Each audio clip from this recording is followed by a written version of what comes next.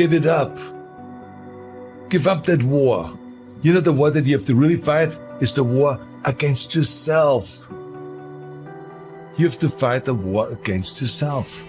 Now, it's not easy to look in the mirror and to change your own life. It's hard as hell. You have to take responsibility. You have to learn new things. You have to feel uncomfortable. Good, because discomfort is how we grow. That's how we become strong. If you run away from discomfort and resistance your whole life, you will always be weak. And most people don't like being uncomfortable. If you don't want to be uncomfortable, please do not pursue success, because success is a very uncomfortable feeling. And I just learned to be comfortable being uncomfortable. Your comfort zone is irrelevant. What matters is, what are you trying to do with your life? Future you is going to give you advice on what to stop, what to start, on what a more courageous action would be. What's the first thing they would tell you to be or do to be more courageous? You ain't gonna have much of a life. If you play it safe, you won't have much of a life. Life is risk. It take courage to pursue your dream.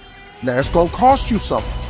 Most people are not willing to pay what it costs to go after your dream, because you're gonna have to hurt a little bit. And those are the times when you want to run and hide. You gotta be able to find energy. You gotta make up games, make up tricks, make up whatever you can to get to the next evolution of life. All successful people, if they fail by trying greatly, not by playing it safe and wishing and hoping that everything will work out all right in the future.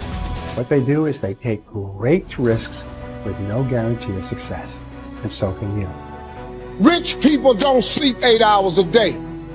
That's a third of your life. You cannot be sleep 8 hours a day. We do not retreat. We do not give up. We do not surrender. And the reason why most of you are not successful is because every single time stuff not going your way, you give up, you quit, you let go, and people feel weakness. They feel it. You can feel when somebody's not committed, when they're not all in, when they're not dedicated. If you want freedom, there's going to be an element of risk. There's going to have to be sacrifices made.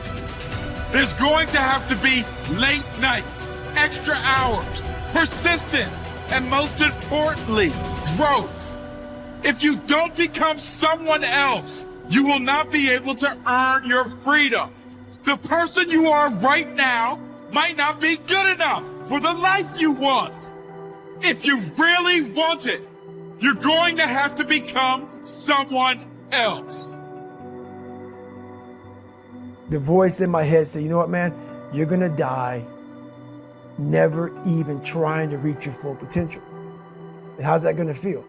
So I'm gonna live even while I'm dead. I'm gonna be, because I believe in a higher power, whatever it may be. I don't know what it is.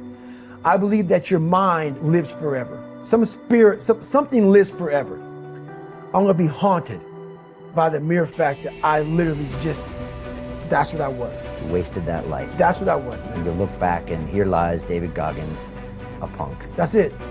And I get to live, so whatever heaven or hell is, you're in hell the rest of your life. The rest of your life. And if there is a God, which I hope to God there is, knowing what I put myself through now, whatever memories I have, if there's any at all, I'll be a happy man. But I knew that I was gonna pay for this while I was living or while I was dead. I was gonna pay for this, because basically to me, it was a huge sin. I'm basically just gonna sit here and just be a comfortable man and not even try. Wasting your life is a sin, It's right? a sin. It is. I'm not even gonna try. I want you to get over this notion that I find so annoying that so many people have, that success and power in life is dependent on something like genetics. Like some people are born with a larger brain, or they have wealthy parents who are able to send them to the right school, or it's all a matter of luck. What really makes people successful and powerful in life, and it's not just me saying this, I read hundreds of books on the subject, what makes people successful is their degree of motivation. Yeah, I could repeat it 100 times, but it's true every time I say it. When you are motivated, when you feel yourself emotionally engaged in the subject, you learn faster. You learn what it takes somebody 10 years to learn, you can learn in 2 years. When you feel emotionally engaged with something, you're able to push past all the obstacles. The sense that it's genetics or the size of our brain or our parents' money, you can't control any of that, obviously. And they can become kind of crutches for some people. But the amount of motivation you feel, the emotional connection you have to what you're studying or doing, that is something within your control. That is something you can choose to take. And it is, you're going to find people giving you all kinds of great advice about your careers, about where you should go, you know, your MBA, etc. But if there's one piece of advice that I think is more important than that, it is this idea of following these natural inclinations and creating your own career path and finding a way to engage those deepest motivating parts of your psyche. Unhappiness is simply the lack of progress toward a preset goal. If you're not making progress, see, that's when unhappiness sets in.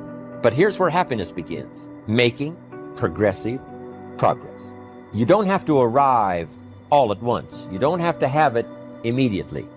But as long as you're making progress, as long as progress is part of your experience now, it is a fantastic source of inspiration. Now here's the next one. Source of inspiration, and that is achieving. When you finally have arrived at that goal that you set. I want to have this much experience and be able to do this by 30 days from now, 60 days from now, 6 months from now. And finally, that 6 months passes, and there you are. Finally, the time passes, and you have it. Finally, the time passes, and the skill is now beginning to be polished, and it is so unique and effective. Achieving is an incredible source of inspiration. But here's what we notice.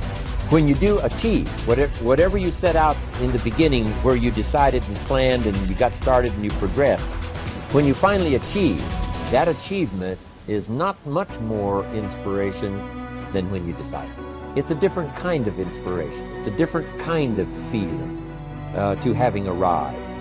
Knowing that you've got many other objectives to accomplish, many other places you want to go, things you want to do, the person you want to become. But at least I've got this one. You know, I've done this one. As the saying on the wall of the inner city school reads, God don't make no junk. Each person is capable of achieving excellence in some way, in some area. You have within you, right now, the ability to function at genius or exceptional levels in at least one, and perhaps several different intelligences. Your job is to find out what it could be for you. Your responsibility to yourself is to cast off all these self-limiting beliefs and accept that you are an extraordinarily capable and talented person. You are engineered for greatness and designed for success. You have competencies and capabilities that have never been tapped. You have the ability within yourself right now to accomplish almost any goal you can set for yourself if you are willing to work long enough and hard enough to achieve it. The good news about beliefs is that all beliefs are learned. They can therefore be unlearned, especially if they are not helpful. When you came into the world, you had no beliefs at all about yourself, your religion, your political party, other people, or the world in general. Today, you know a lot of things. But as the comic Josh Billings once wrote, it aren't what a man knows what hurts him. It's what he knows what aren't true. There are many things that you know about yourself that are simply not true. And these are almost always in the area of self-limiting beliefs. The starting point of unlocking more of your potential is for you to identify your self-limiting beliefs and then ask, what if they were not true at all? What if you were possessed of an extraordinary ability in an area where you didn't think you were very good at all, such as selling, entrepreneurship, public speaking, or money-making? Everywhere I go throughout the world, I have taught these principles to many tens of thousands of people. I have filing drawers full of letters from people who had never heard this idea of self-limiting beliefs before.